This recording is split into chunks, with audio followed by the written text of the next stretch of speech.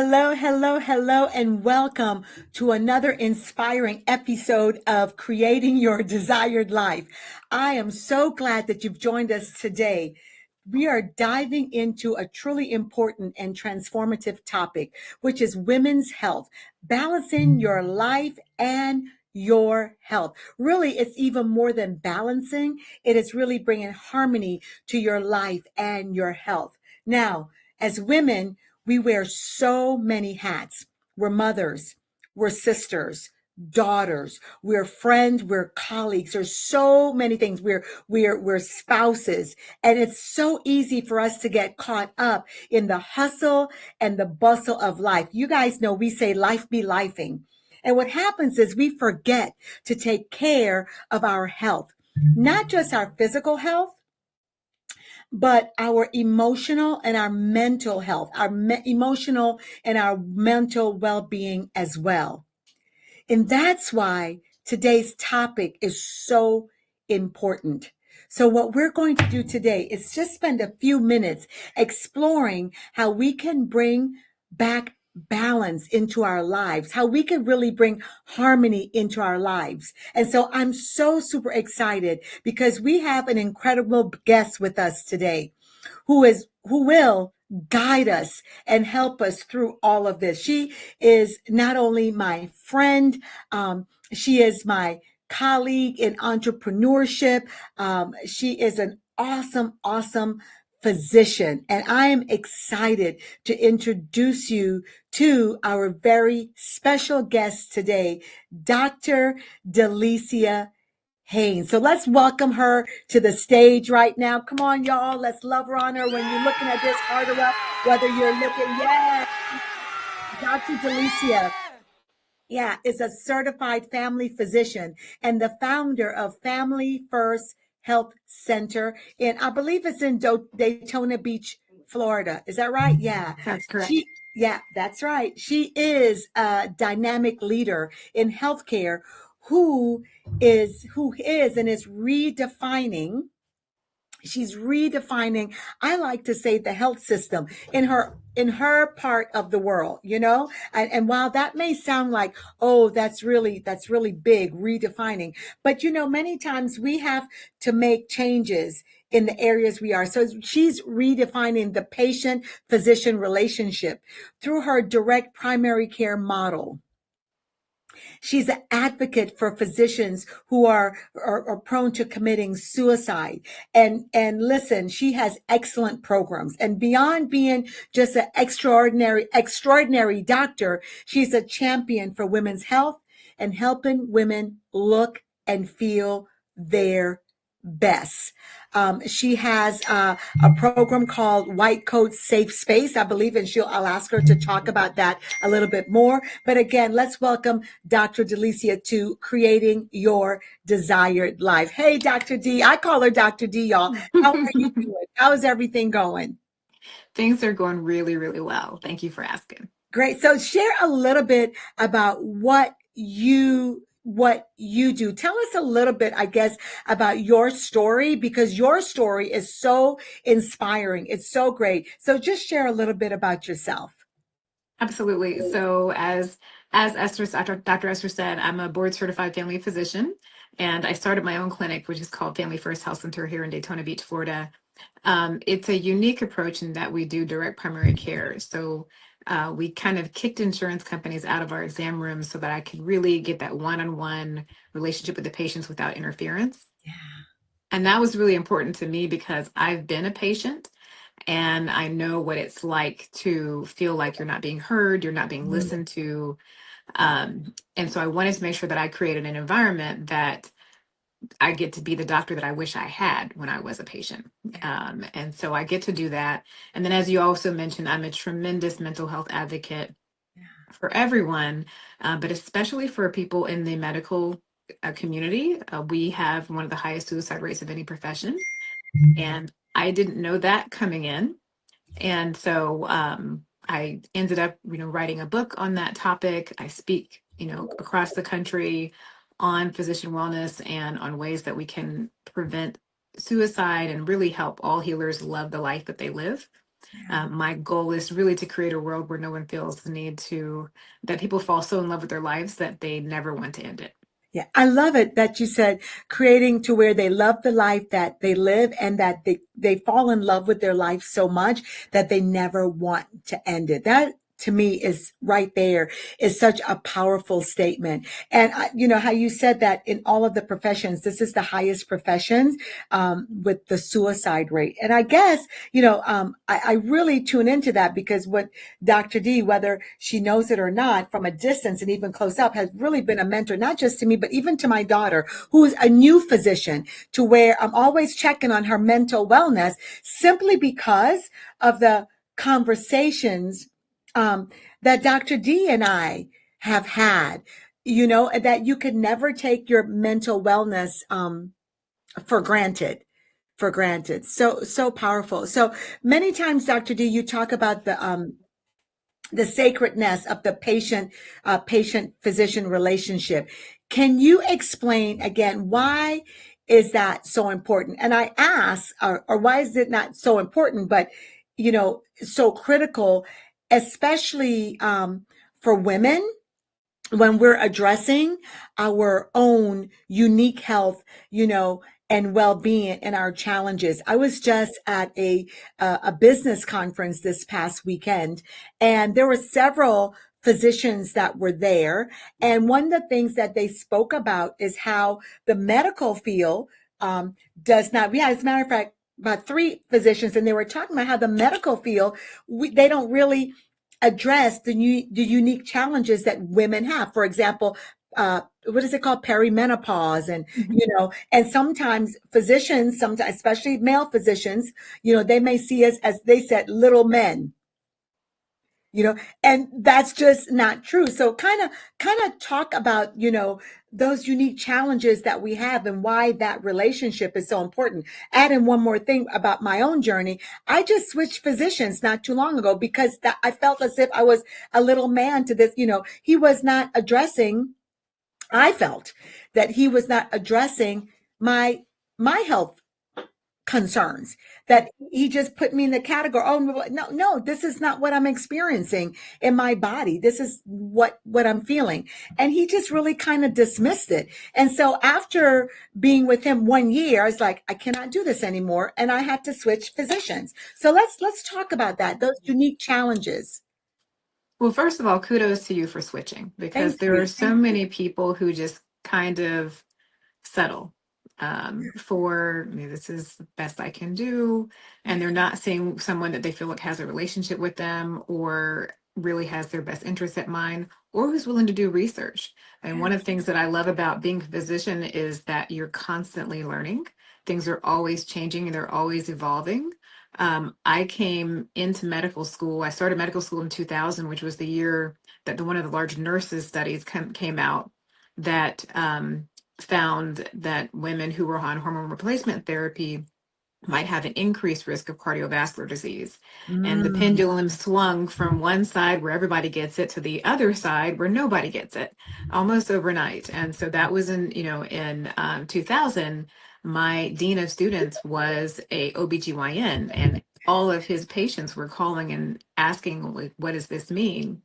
And unfortunately, in medicine, we do have these pendulum swings where instead of really looking at the individual person or looking into all the different all the different things that may have played a role in those findings, we just kind of react. And so they went from like everybody gets it to nobody gets it. yeah. And the truth is, very few things in life are that black and white. And you really do need to take a look at the individual person. And so now we're seeing that pendulum kind of swinging back a little bit more to center. But it is one of those things that you constantly, as a physician, as a scientist, have to be examining the research and examining the things that you've always thought were just, this is just the way that it is, that sometimes it does change, and be willing to have conversations with the patients about what is best for them. So kudos to you for making that change. Yeah, I'm so glad I did. And my physician I have now, I have to tell you, absolutely phenomenal. Now she is a woman, and that I don't know if that's the difference. I don't know, but even my husband switched. And he absolutely loves her because she's so in tune to what's going on in our bodies and in our health, that she takes the time to sit and talk to us and just find out. And so it's absolutely great. It's great.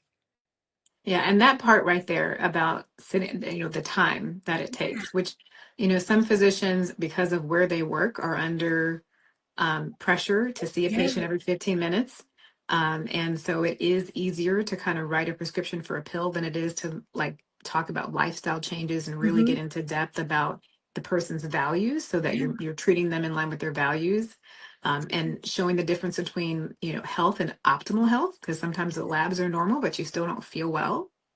And so it really does take it takes a lot of time. And I love physicians, like myself and several others who have, made a shift in even how they practice medicine, even in their Hmm. business models, so Yes. that they can really practice medicine in line with their values and make sure that their patients are feeling heard.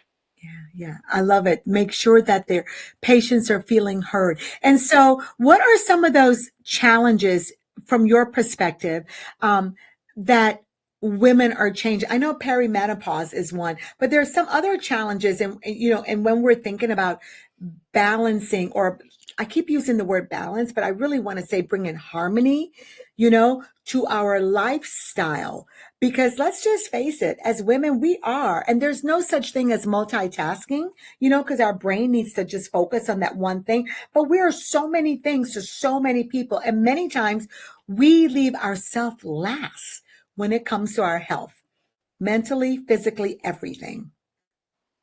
And that's definitely the biggest issue is that caretaking. That people think of caretaking as taking care of somebody who might be homebound, but for most women, they've been doing that pretty much most of their lives. Most, yes.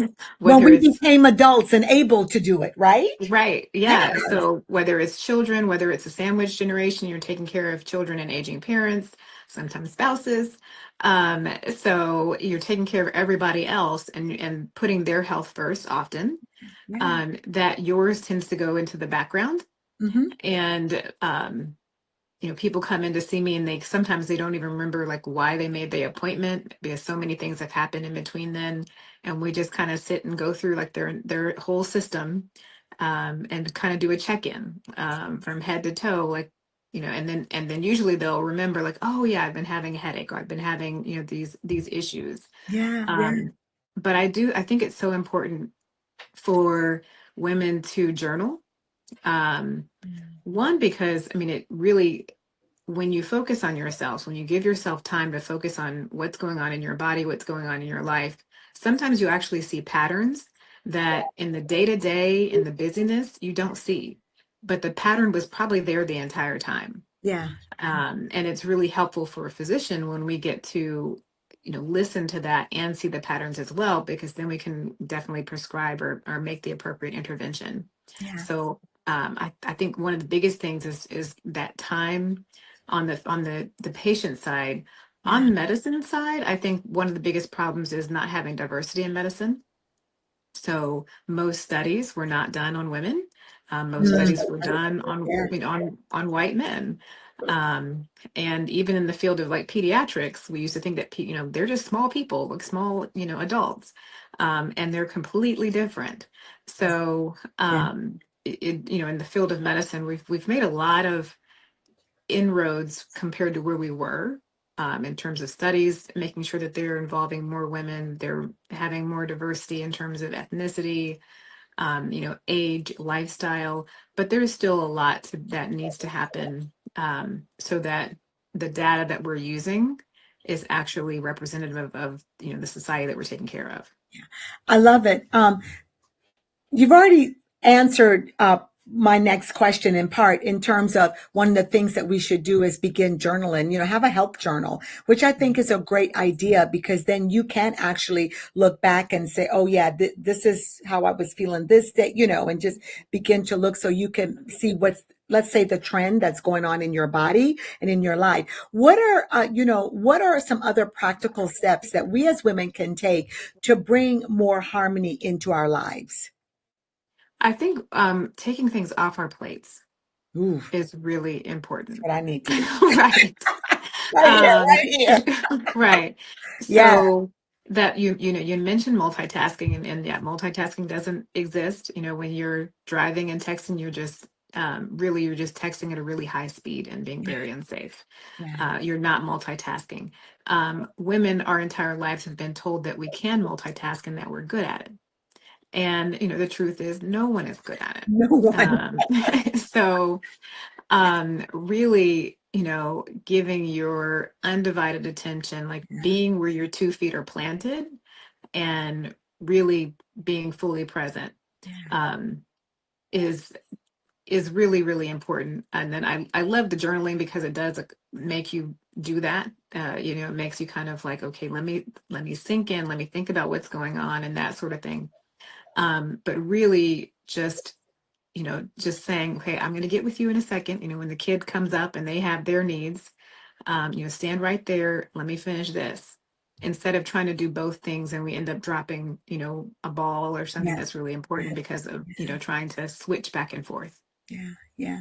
Great, great. So at Family First Health Center, you've adopted a direct primary care model, which is a bit different from the traditional model, the traditional healthcare systems and everything that's going on, which for me personally, since I'm that person that does not 100% believe in the traditional healthcare and I'll go out and find other things, how does your model benefit women and why should all of us consider it? Well, I really do think that the doctor-patient relationship is sacred, and there are so many entities that have gotten in between that, and sometimes they don't have your best interests at heart. And so I really think that getting back to healthcare in more its simplest form, there's a doctor and there's a patient, and there's really not very much in between them. Yeah, And that's really what direct primary care is all about, is about kicking out the middleman. And just, my patients hire me, my patients fire me. It's just, I'm directly responsible to them. I'm not trying to please some kind of insurance company. I'm not trying to meet some kind of metric in a hospital system. The only person's interest who I have at heart are my patients. yeah, So it really helps to, if you're interested in really that, doctor that really knows you, that gets you, that treats you in line with your vision and your values, yeah, then I think that direct primary care is the way to go. You get longer time with your doctor. So all of my appointments are 30 minutes to an hour long. yeah. That's great. Yeah, so That's great. virtual visits, so you don't have to physically come into the office Yes. to get the care that you need. We do a lot of labs on site. We take a very preventative approach, and it's really getting back to that relationship-based medicine. Yeah, yeah. I like that relationship-based medicine. Jumping also just uh, I want to say just a little ahead of myself. One of the things that I love what you also do, and I know this is a part of your practice and really your outreach to the community, is I remember the last time we were together, you spoke about how you no, I think it was at the retreat when you spoke about my retreat, where you spoke about how you went into a barbershop or you went somewhere and you had this whole health for the men and they come in, they look great, Mhm. but they're really not. Their health is not. And so talk because I thought that was just so interesting. And I want you just to share that because y'all, this is something that wherever you are in your community, our health is so important. And especially let's just put it out there for the African American community. We tend to allow our health to go to the pots, to the whatever, right? We don't take care of ourselves the way we should. But that's the community outreach. Tell us a little tell the audience a little bit about that. Yeah, so that particular initiative was called Cut High Blood Pressure, Yeah, and I didn't come up with it. And that's the thing, is if you have an idea and it's a good idea, like use it. So basically, what I noticed is I had a gentleman come into my office who his fade was, it was sharp. Those lines were just like yes, razor sharp. So I knew he was going to the barber at least like once a week, yeah, to maintain that. yeah. And he was in his 30s, African American man. Blood pressure was in the stroke range, and he was just walking around like that. And I realized that, he's not coming into my door, but he's going into a barber's door every week. Mhm. So the outreach was through, Cut High Blood Pressure was about teaching stylists and barbers how to uh, basically check for high blood pressure. So while the person's waiting to get their hair cut or waiting to get their hair done, they can kind of slip their arm in one of those cuffs. We made some rat cards that had, what normal is and what abnormal is.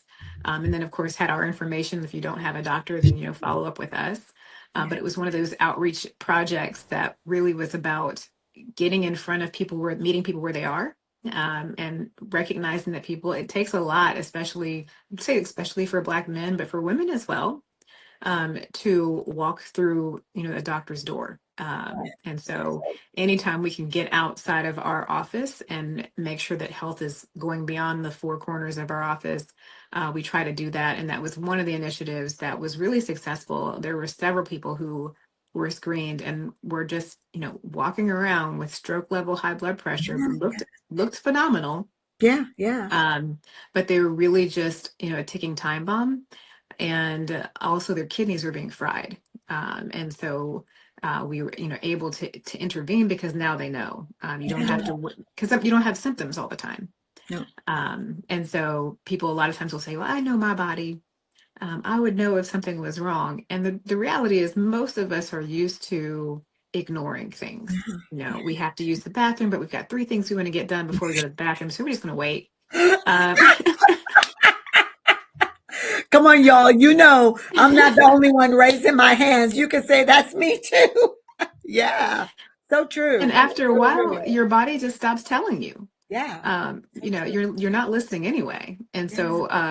so we're not in tune with our body anymore because we've ignored it for so long. Yeah. And so we miss these signals. And again, sometimes there are no signals. Yeah.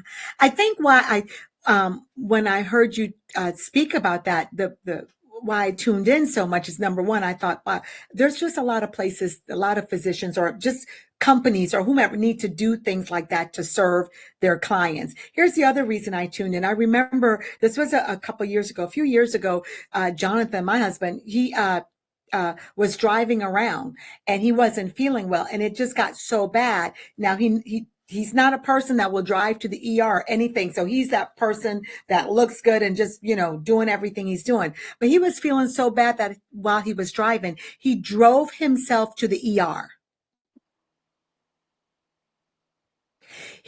They said he came at the right, perfect timing, or he would not be here today. He was a ticking time bomb. His blood pressure was off the charts. They admitted him. They did all these things and everything. And of course, now he's fine. His blood pressure is good. It's monitored. It's all of these things. But that's a good example because suppose he made the choice. He had a full day. I have this to do. I've got to do and say, oh, I'll be feeling better soon. And the next thing, you're not.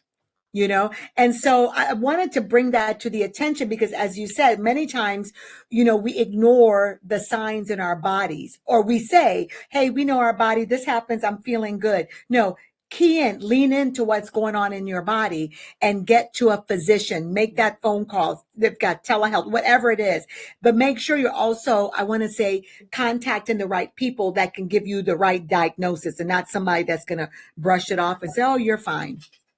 Just go get some rest, something like that. So you've written a very insightful report called Optimizing Health and Health, Maximizing Life. 7 keys. I want to make sure I get it right. 7 keys to look and feel your best from the inside out. Can you give us a sneak peek into what those 7 keys are? Well, I can definitely give you some of them. And I think the ones that are probably the most important is sleep. Yeah. Is right up there. Now, I will say, because with the story that you just shared, the mistake that a lot of people will make is, I'm just going to go home and go to sleep. I'm just going to get some Yeah. sleep. Okay. Yeah. And we've got people who've never woke up again Yeah. because they made that decision rather than getting to medical attention. So I'm so glad that he sought medical attention. I know it was really serious because I know him. So I know how bad it had to be for him to make that decision, that choice. And I'm so glad that he did. Because Uh, he's the man's man, he's the man, and we have a lot of men like they're the man's, or sometimes women. We're the woman's woman. We're super women, and we don't. Yeah. right. And Yeah. a lot of women, we, because of what we do, we operate in that masculine, and we basically act the same way. Yes. So Basically, we do. right. So but really, so if things are going on in your body, don't just go to sleep. Get medical attention. Yeah. But I do want to mention, like, that rest is so important. We look at sleep as this thing that we don't really need, or if I didn't have to sleep, I'd get so much more things done. But so much happens regeneratively in your body when you're asleep, especially with your immune system, especially with your mental health. But really, every single organ system is affected. So our goal is to get that 8 hours of uninterrupted sleep. Um, Uninterrupted sleep. What does that look like? right. So it's life changing. Yeah. So when it comes to sleep, 3 hours plus 3 hours does not equal six. Yeah. So it's not six total hours. That's 3 hour naps is Yeah. what you have. And Yeah. so we have so many people who, because they're getting up to use the bathroom, or they're getting up, because their partner is snoring and waking them up, or whatever reason, they're really not getting the value of that uninterrupted sleep. And so they're really just getting this broken sleep. And a lot of people are walking around sleep deprived for decades. Yeah. Yeah. And it makes them obviously feel terrible and feel tired, but it also makes it ages you in terms of your appearance as well.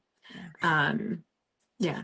What would be the recommended, would you say? And I know, is it different according to your body or who you are? What would be the recommended amount of sleep that we should be getting? I've heard different things. I've heard 7 to 9 hours. I've heard 6 to 8. So what would it really be? So really, it does. The recommendations do change based off of age. So like infants are going to sleep really, really long periods of time. Yeah. But for most adults, we're looking at about 8 hours uninterrupted is the goal. It's really going to be hard for a lot of us to get there. So I tell people, just get as close as you can. Yeah. In order to get 8, you have to plan for 9, because you have Okay. to have that wind down time. So True. like ways that you can make sure that you're getting really good sleep, making sure that your environment is as cold as you can stand it. Think about going Really? into hibernation. Yeah. Okay. So you want to, dial the temperature down. I'm now a Floridian, so if my face is giving it away, I don't really like the cold, but Yeah. in terms of sleep, it's really beneficial to be in a really cool environment. Yeah. So that's really important, as dark as possible. So if you have those, the blocker curtains that make it completely dark, or if you need to wear a sleep mask. But we really want it as dark as possible, as quiet as possible. So if you have like a toilet that runs, or a refrigerator that makes noise in the middle of the night, and it wakes you up, and sometimes you don't even remember that you woke up, because your consciousness rises to a point that you're able to say, okay, that's just the refrigerator, it's not a threat, and you go back to Mm. sleep. Mm-hmm. However, that's an interruption in your sleep. Okay. And so you're not getting that uninterrupted sleep. So some people will have white noise that they play. So I'll oftentimes, I don't want to say Alexa's name because she'll start playing, but um, I'll tell her to play rain music, or rain basically. Okay. And it has to be a continuous sound. So that's the most important thing with white noise. That it can't be something that's changing, because then your body's going to be wondering, like, is that a threat? So are you Um, saying more white noise than, I know there's white noise, there's green noise, it just all depends, or? Right. There's all kinds of noises these days. Okay. And it's really about having a continuous noise that drowns out the other ambient noises that would come and go. Okay. So I used to have like the toilet would just like run at 2 o'clock in the morning. And it would just be enough for me to kind of like crack an eye and realize, like, okay, it's just the toilet, and I go back to sleep. And then, one, I had to get it fixed. But before that, I basically had to like drown it out with Mm. a continuous sound of rain. And interesting enough, one time I was listening, and it was the rain, and then all of a sudden there were birds. And like I literally woke up, because part of me was like, who invited the birds? Oh. And my body didn't feel safe. And in order to really get into a deep sleep, you have to feel 100% safe. And Wow. yeah, Yeah. so, A but yeah, hundred all those percent safe. things. Yeah, makes sense. Makes sense. Yeah. I mean, as I'm listening to you and thinking about my own sleep habits, I'm like, "Ooh, I need to change that. I need to change that." I mean, I'm going through that list mentally, the things I need to change so I could get that uninterrupted. That's the piece of uninterrupted. Because sometimes I think, oh, getting up to the restroom, that's still a part of my 7 hours or my 6 hours. But it's not because you've just interrupted your sleep. Yeah. Yeah, and a lot of people, they're so used to it, they're like, I go right back to sleep. And I was like, yes, but you got up and you walked to the toilet and then you walked Yeah. back. Hopefully, you wash your hands and everything.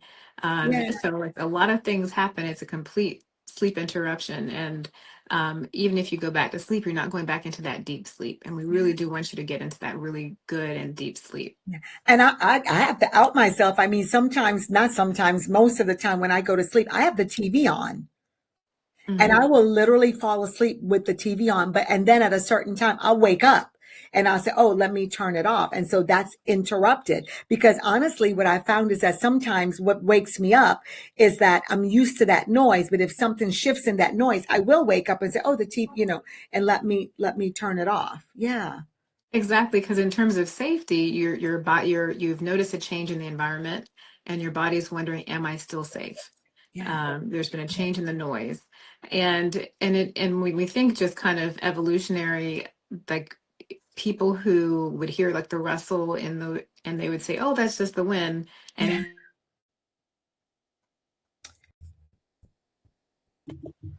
and if it was really a saber-toothed tiger, those individuals would have, a problem, and they would probably get eaten. Whereas Yeah. the people who interpreted every rustle as being a saber-toothed tiger, even when it was the wind would live to populate the earth.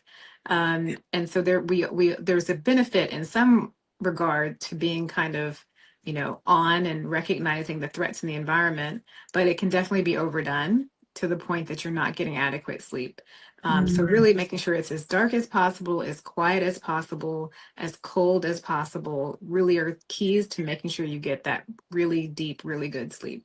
Yeah. I tell you what, everyone, I asked her about, some practical tips. I know for me, just listening to that and now really beginning to do some evaluation of my own sleep habits and the things that I need to change, because some of those things in your sleep could really also affect how you move through your day and even your mental acuity, right? Absolutely. Some of my patients that I've treated and helped with like strengthening their pelvic floor, a lot of them are women business owners, and they talk about like how much sharper they are mentally now that they're getting that uninterrupted sleep and they're not getting up in the middle of the night. And we get so used to whatever we're used to. So if you're sleep deprived, you just kind of get used to like, let me just have some more caffeine or let me just do this to try and power through the day, where you could Yeah. really Yeah. set I'm yourself very up better. guilty of that. You're not Yeah. alone. Wow. Yeah, yeah, thank God. But again, what I love about this conversation, it's taken us into that practical stuff and being very self-aware. I think that, part of that journaling that you spoke of earlier as well. Let's just begin to journal our sleep habits. Let's journal how many times are we really waking up during the night, and to use the restroom, or our sleep is disturbed, you know what I mean, by whatever noise or whatever that's just not familiar. And the one thing I never really realized is what you said, that we need to feel 100% safe. That's pretty powerful. I never thought about safety in your sleeping. You know what I mean? Like, Mhm. but it makes sense. Yeah, it makes because I guess so many of us go through our sleep, but we're not feeling very safe. And that's why we're up and down, up and down, up and down. Yeah, Right. yeah. So many women feel, of course, overwhelmed when it comes to taking care of their health or taking care of our health, because because there's so many responsibilities that we have. We kind of alluded to it earlier, but what is some other advice that you can give us on how we approach our self-care without feeling guilty? Because many times we feel guilty. If I get too much sleep, I'm guilty. I go to bed a little bit earlier, or I shut my phone down, because here the cell phone is an issue, right? We got to keep it on just in case we get that. I know for me, I tend to keep it on because just in case my adults, I have adults. I don't even have little kids, okay? I have adults who are responsible for their own lives, but I keep it on just in case. you know, and they'll text me. And so many times they're not even the ones contacting me, but my notifications are coming on. Right. And notifications, really, the more that you can turn them off, the better. I actually need to work on doing that myself more. And also just giving ourselves permission to turn off. And I think like a lot of what we've been talking about, whether it's getting the sleep, whether it's journaling, is a lot of it's about giving yourself permission, giving yourself space to have, your own time. It's challenging when you're a mom because your heart is literally like walking outside of your body with, Mhm. and they are responsible for their own decisions, and they need to make some of their own mistakes. And that's hard to accept. But it's really important. Yeah. Oftentimes that's where sometimes spirituality can come in, because you just Yeah. need to give it to something higher than you, because you cannot control everything. Um, Amen. Amen. yeah. Yeah. And so, So true. yes, but really, I think in the space and time that we're in right now, taking more and more things off of your plate, Yeah. and really examining why you're doing things. A lot of things we're involved in is more because of our ego. So It good. would Yeah. it would look good for me to do this. It would be good for business. It would be good for, but is it good for you? Yeah. And I love I always, there's a saying like, say yes to yourself no matter what. Yeah. And really making sure that when you're thinking about your health, when you're thinking about any decision that you're making, you ask yourself, okay, is this bringing me peace? Mhm. What is this? Is this in line with the lifestyle that I want to create? Or am I doing this because it's going to look good? Because if someone else wants me to do it, and really examining, why you're doing the things that you're doing, and really putting yourself first. Yeah. Yeah. I just had to do that the other day. I was about to plan out something. I said, wait a minute. Why am I really doing this? And then when I discovered, I said, you know what? I'm not doing this. But I had to look at that and said, why am I really doing this? Is it really needed? Is it because someone requested that I do it? And so now I'm going to sit and so yeah, exactly. Absolutely not. And then when it comes to feeling guilty, I always say, just get rid of the guilt. Just, don't feel guilty. We are that woman, that human being. We are our most important investment and asset. And the bottom line is, and this, you talked about it. If I don't serve myself first with the things, then how in the world can I serve anybody else? I really have to serve from my overflow. I have to serve from my saucer. Absolutely. And I think learning to say no is probably the most important thing that we as women can really get good at. Yeah. What I had to start doing before I got good at saying no was just finding out if it would be an opportunity for someone else. So I was deflecting a lot. Yeah. So it would be like board positions that I have no interest in. But they thought of me, and I'm honored that they thought of me. And then I thought about people in my network, about who this actually would be an opportunity for, not an obstacle. Yeah. Because for me, a yes would have been an obstacle for me doing something that I really enjoyed doing, or was in line with my purpose. But for one of my friends, it's right up their alley, and it was actually something they were looking forward to. So sometimes it's a no, or it's a, oh, but this person over here would be fantastic, and you make that introduction. Yeah. I also like what you said. Look at it. Is this an obstacle or is it an opportunity for me? I think that's really important, right? Just making that differentiation. Is this an obstacle? Is this going to hinder, or is this going to be an opportunity where it's going to be something I enjoy? It'll help me. It'll take me to the next level, or it's just something I just absolutely love doing? Or is it that obstacle where it takes me away from the things I love doing, the things I'm not aligned with? It's just going to add something to my plate to where now I'm just extremely busy, busy, busy. I know that I've been taking things off. And even right now, as I look at 2025, it's like, okay, these are some of the things I'm not going to be doing. You I know, get it. Mhm. yeah, because what I'm finding is that you just get so busy. When you get that busy, then what is it that you're really doing well? You know, and one of the things you're not doing well is taking care of your physical body. You're not taking care of your health. You're not looking at what's going. You're not going to get that breast exam, right? This is Breast Cancer Awareness Month. Did you go get your breast exam as yet? Mhm. You know what I mean? And while I'm saying all of this, I'm really also speaking to myself. Like, hey, is my appointment scheduled? Is this done? Is that done? So I can make sure that I'm taking care of me. I think all of us, many of us, especially for entrepreneurs, Right. right? Especially, I mean, this is for everybody, but I think especially when we're entrepreneurs, we tend to we're building, we're doing all of these different things. It's like, whoa, wait a minute, something just happened here. Yeah, we treat ourselves like we're machines. And even if we were machines, you have to feed the machine. You have to, like, to turn it off. You have to change the oil. You got to do things that are preventive maintenance. Yeah, yeah, And those things take time. And they also, you have to come off of productivity to do them. And that's also a hard thing for a lot of business owners, is like, we need to press pause on our output, our usual things that we're doing, so that we can really focus on the input. yeah. Amen. So good, so good. So, as we're about to close our conversation, it's not just about our physical body in our health that we're speaking of. It's our emotional, it's our mental, it's even our spirituality, our spiritual health as well, which for me is so important.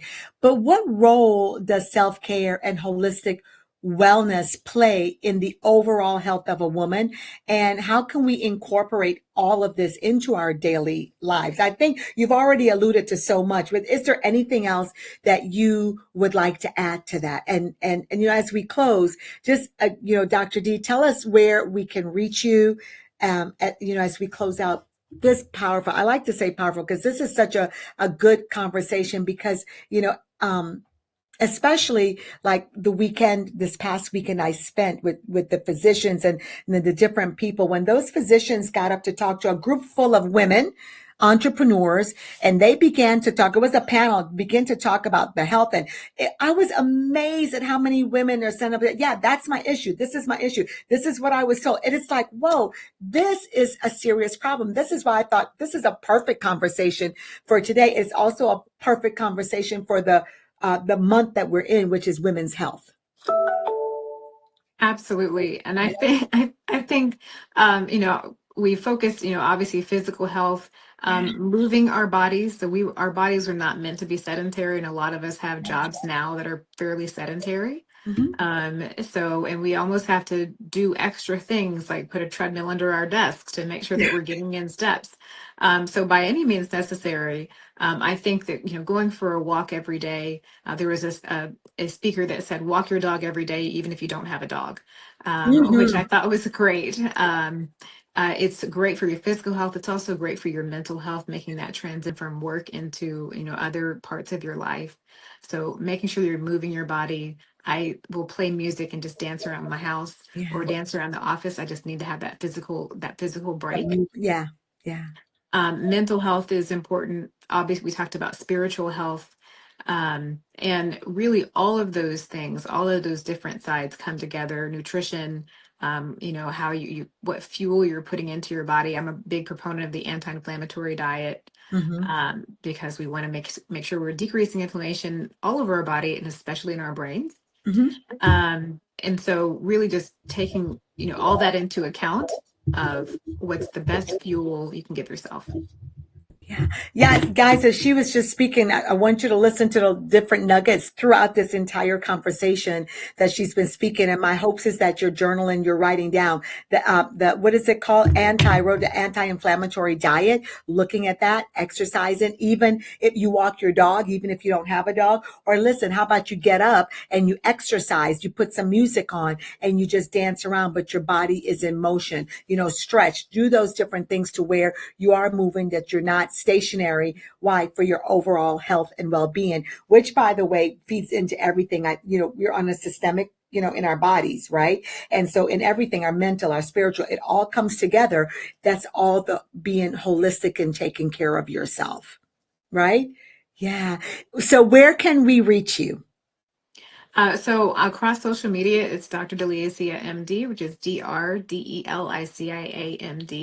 And then the name of my clinic is Family First Health Center, and our website is familyfirsthealthcenter.com. Yay. And guys, she's in the beautiful Daytona Beach, right? Right. Florida. Yeah. So make sure that you reach out to her. Dr. D, thank you so much for coming in. Dr. Delicia Haynes, everyone, and chatting with us and just dropping some nuggets on it. We appreciate you so much. We will definitely be having you back again. And y'all don't forget to love on her, reach out to her, and let's get our health in order. Let's not just take this conversation and leave it there, but let's now internalize it and really put some things that she shared with us into practice. Look at your sleep patterns. Look at, are you walking? Are you moving? What are you doing? What are you eating? Right? So you could be that healthy person, not just one day, but 365 days. This is all a part of creating your desired life. Really, what is the life that you desire? You create it, and this is a part of it. So thank you, Dr. D. Take care. God bless you. Love you, sis. All right. That was so powerful, y'all. And I'm so glad that you were here for the conversation. I just want to quickly give you the quote of the week, which is beauty begins the moment you decide to be yourself. That's Coco Chanel. Beauty begins the moment that you decide to be yourself. And so at the moment you decide to be yourself, part of that is taking care of your health. We're going to go in really fast into uh, uh, some journaling, some mindful moments. And what I want you to think about are what are some of the key takeaways that you could hold on to when it comes to bringing harmony to your life and your health. What are some of those key takeaways? I want you to take that time and begin to reflect on some of the things that she has says. Take a moment to pause, take a moment to breathe, and take a moment to jot it down, right? Today, we've talked a lot about how can we bring harmony into our lives. And so I want you to take this time for just a minute to think about how can you bring harmony into your life, and just begin by taking small steps. It doesn't have to be great. Let's just begin by taking small steps. So let's just take a moment right now. We'll be right back.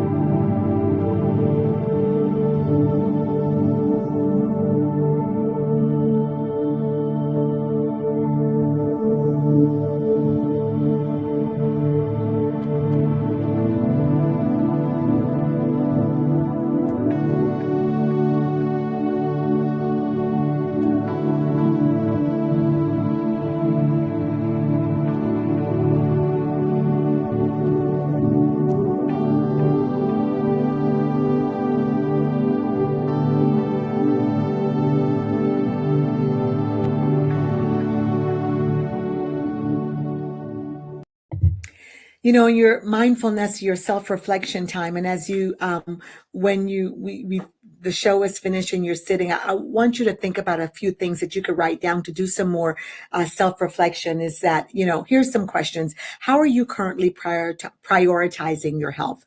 I want you to really think about that. Are you giving yourself enough time and space? Enough time and space for self-care? What does that look like for you? And what are some small adjustments that you can make in your daily routine to enhance both your physical, your emotional, your spiritual, all of it, your well-being? Some of the small steps I know that I can take is really looking at my sleep patterns to ensure that I get uninterrupted sleep. That was key for me. And then, of course, how can you build a stronger, more connected relationship with your healthcare provider so that you feel empowered and supported in your health? And if you cannot build a strong relationship with your provider in your health journey, then you may need to find another provider, right? And so begin to really look at that, because your health and your well-being is your responsibility. You are your most important asset. You are your most important investment.